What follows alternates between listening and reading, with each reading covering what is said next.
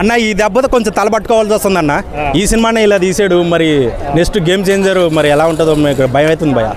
ఏంటి భయ అసలు ఇది కొంచెం ఇది అప్సెట్ అయిపోయాను. మా సినిమా ఎలా ఉంటుందో మరి రేపు రామ్ చరణ్ ఫ్యాన్స్ అందరం మేము ఏమనుకోవాలి భయ.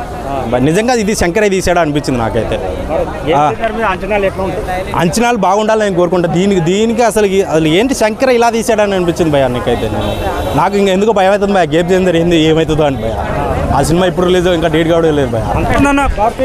అన్న మిస్ఫైర్ అయింది అన్న, మనం ఎక్స్పెక్ట్ చేసినంత అయితే లేదు సినిమా అయితే. నేను అనుకున్నది వేరు, లోపల ఉన్నది వేరు.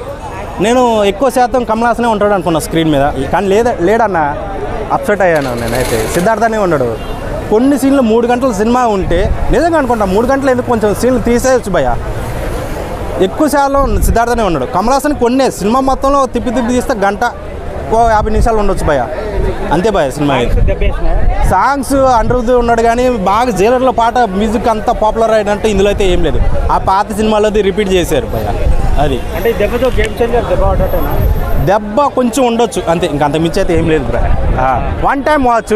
మిగతా రఘుప్రీత్ అంటవా ఏదో ఉంది అంటే ఉంది.